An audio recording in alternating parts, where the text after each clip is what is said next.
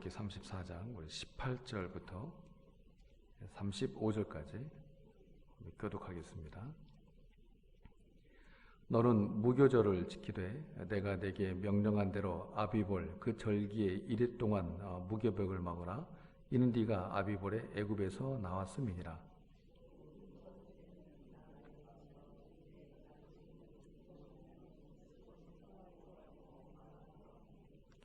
나귀의 첫 새끼는 어린 양으로 대속할 것이요 그렇게 하지 아니하려면 그 목을 꺾을 것이며 네 아들 중 장자는 다 대속할지며 빈손으로 내 얼굴을 보지 말지니라.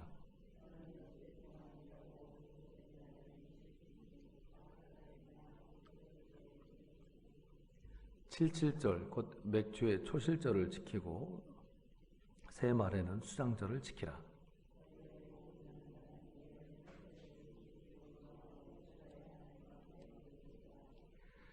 내가 이방 나라들을 내 앞에서 쫓아내고 내 지경을 넓히리니 네가 매년 3번씩 여호와 네 하나님을 뵈려고 올 때에 아무도 내 땅을 탐내지 못하리라.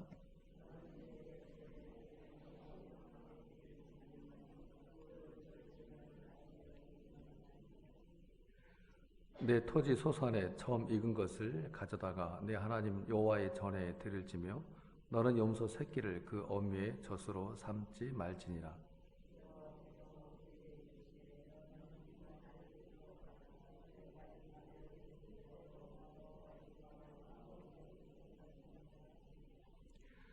모세가 여호와와 함께 40일 40야를 거기 있으면서 떡도 먹지 아니하였고 물도 마시지 아니하였으며 여호와께서는 언약의 말씀 곧 십계명을 그 판들에 기록하셨더라.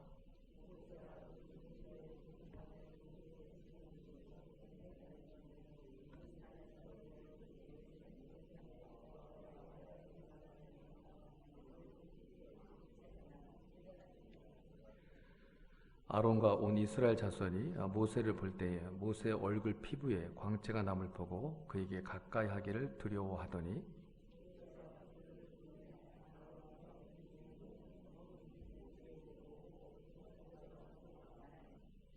그 후에야 온 이스라엘 자손이 가까이 오는지라.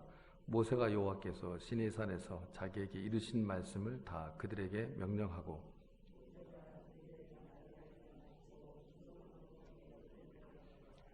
그러나 모세가 여호와 앞에 들어가서 함께 말할 때에는 나오기까지 수건을 벗고 있다가 나와서는 그 명령하신 일을 이스라엘 자손에게 전하며 여호와께 말하러 들어가기까지 다시 수건으로 자기 얼굴을 가렸더라. 아멘. 오늘 말씀을 보면 특히 18절에 보면 무교절과 또 77절 수장절을 지킬 것을 명령하고 계십니다. 이 무교절은 그 2월절과 같은 그런 동일한 그 절기로도 우리가 이제 생각할 수가 있겠죠. 소리 조금 낮추십시오. 6월절을 이제 지낸 다음에 그 다음 이제 7일 동안을 바로 이어서 7일 동안을 이제 무교절로 이렇게 지내게 됩니다. 이 6월절, 이 무교절은 우리가 잘 아는 대로 하나님께서 이스라엘을 애굽에서 구원해 내신 것을 기념하는 그런 절기입니다. 또 77절, 이걸 또 이제 맥추절이라고도 하고 또 오순절이라고도 합니다.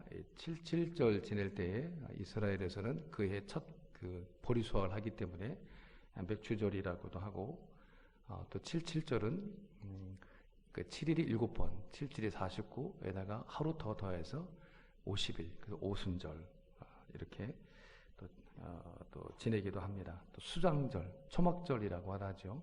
그 해의 마지막 가을 수확을 거둔 다음에 하나님 앞에 감사하는 절기가 수장절, 이 초막절입니다. 결국 이 6월절 또 이 77절, 이 수장절은 그 의미가 이스라엘 백성들, 우리에게도 마찬가지입니다. 우리에게 구원을 시작하시고 또 우리의 삶을 인도하시고 이끌어 가시는 그 하나님의 은혜를 기억하고 감사하는 절기입니다. 절기는 매년 반복하도록 되어 있지요. 매년 반복하라는 것은 계속 너희들이 기억하라는 겁니다. 우리가 매주 규칙적으로 모여 예배를 드리는 그 중요한 이유 중에 하나가 여기에 있습니다. 기억하라는 거죠. 기억하라는 겁니다. 아무리 신앙이 좋은 성도라 할지라도 주일 예배를 한 달 정도, 4주 정도 연속해서 빠지면 사실 그거는 장사가 없습니다. 그는 목회자라도 똑같습니다. 아무리 목회자라도 주일 예배 연속 4주 빠지면 그 웬만한 그 신앙을 가진 사람도 예배를 한 4번 연속해서 빠지면 혹시 경험해 보신 분 계실지 모르겠는데 그 심령이 굉장히 쪼그라듭니다. 메말라지는 것을 우리가 참 아프도록 경험하게 됩니다.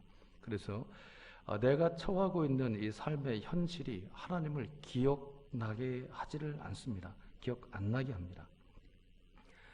그래서 예수님께서 제자들과 그 마지막 만찬을 하시면서 제자들이 꼭 기억하기를 원하셨던 것이 무엇이었는가 하면 예수님이 잡히시기 전날 밤 제자들과 식사를 떡과 잔을 나누시면서 주님께서 이 땅에 다시 오실 때까지 너희들이 내가 다시 이 땅에 올 때까지 나를 잊어버리지 말고 반드시 기념하고 기억해야 할 것이 있는데 뭔가 하면 내가 그동안 일으켰던 숱한 기적들을 너희들이 기억하고 기념해라. 이렇게 말씀하신 것이 아니라 매우 뜻밖에도 나의 죽음을 기념하라 말씀을 합니다. 다른 것들은 다 잊어버려도 괜찮은데 나의 죽음만은 너희들이 꼭 기억해야 한다. 그리고 그것이 예배입니다. 주님의 십자가 죽으심을 우리가 항상 기억하고 우리의 마음에 새기도록 도와주는 것이 그 예배입니다.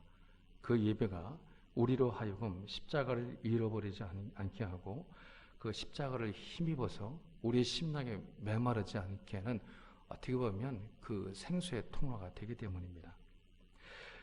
오늘 또 본문의 21절을 보면 안식일의 문제를 또 말씀하고 계십니다. 이렇게 시작을 하죠. 너는 엿새 동안 일하고 일곱째 날에는 쉬라 말씀하고 있습니다. 이 말씀에 따르면 쉬는 것도 이거 계명입니다. 근데 우리는 어떻게 생각하는가 하면 워낙 또 특히 우리나라 사람들은 얼마나 성실하고 부지런하고 일을 열심히 합니까? 그러다 보니까 이 쉬는 것에 대해서는 저도 그런 것 같은데 쉬면 죄책감을 느낍니다. 야, 남들 다 일하는데 나 이렇게 쉬어도 돼? 이런 그 죄의식을 좀 느끼는 것 같습니다. 그러나 성경은 그렇게 말씀하지 않습니다. 우리는 여전히 쉬는 건 죄다. 일하는 게 계명이다 해서 잘 쉬지를 않는데 그렇기 때문에 쉬는 법을 어찌 보면 우리는 잘 모릅니다. 물론 열심히 일하는 것, 성실히 열심히 땀 흘려 수고하는 것 굉장히 좋은 것이지만 그러나 성경은 하나님께서는 쉬는 것도 그것도 좋은 거고 그것도 계명이다 말씀을 하고 있는 겁니다. 오히려 쉬지 않고 평생 일만 하는 게 사실 그게 문제고 어찌 보면 그게 불순종이 될 수도 있습니다. 왜 그런가 하면 쉬지 않고 일만 하는 것은 결국 뭔가 하면 내 인생 나의 것이고 내 힘으로 살아내겠다는 겁니다. 결국 그것은 자기 한계를 부정하는 거기 때문입니다. 결국 그런 삶은 어떻게 끝나는가 하면 그 양반 그렇게 평생 일만 해서 이제 먹고 살만해지더니 엊그저께 갔어. 얼마나 그 삶이 허망합니까? 복음서에서 우리가 잘 아는 그 부자가 곳간에 양식을 수북히 쌓아놓고 하는 말이 뭡니까? 내 영혼아 열에 쓸 물건을 이렇게 많이 쌓아두었으니 이제부터는 평안히 쉬고 먹고 마시고 즐거워하자. 세상 사람들이 이걸 꿈꾸는 거 아닙니까? 그런데 하나님은 뭐라 말씀하신다 합니까? 누가복음 12장 20절을 보면 어리석은 자요. 어리석은 자요. 원래 이거 헬라어 원어로 보면 밥통화입니다. 이 밥통화. 오늘 밤에 내 영혼을 도로 찾으리니 그러면 내 준비한 것이 대체 누구 것이 되겠느냐. 그러니까 이 땅에 쌓아놓는 것으로 자기 인생의 힘을 삼고 자기 한계를 보지 못하는 사람에게 하나님이 하시는 말씀입니다. 그렇기 때문에 우리는 자기 한계를 볼 줄 아는 것이 사실 얼마나 중요한지 모르겠습니다. 그리고 이 안식일을 가지는 이 쉼을 통해 우리는 자기 한계를 다시 한번 하나님 앞에서 확인하게 되는 겁니다. 그래서 좀 더 구체적으로 뭘 확인한 건가 하면 내 힘과 내 능력으로 사는 게 아니구나. 나는 주님 힘으로만 사는 거구나. 나는 은혜 없이면 안 되는 거구나. 나는 주님 없으면 안 되는 자인 것을 확인하는 날이 바로 이 안식일입니다. 그리고 이 안식은 누구 앞에서 누구와 함께하는 쉼입니까? 하나님 앞에서 하나님과 함께하는, 하나님과 동행함이 주는 쉼입니다. 그리고 이 쉼을 충전해서 또 다가오는 한 주간을 우리가 열심히 사는 겁니다. 오늘 하루도 하나님이 함께 하시는, 하나님이 주시는, 하나님 힘 입는 그 귀한 능력을 힘입어서 오늘 하루 하나님 앞에서 열심히 성실하게 사실 수 있는 우리 믿음의 사람들 다 되시기를 주의 이름으로 축원합니다.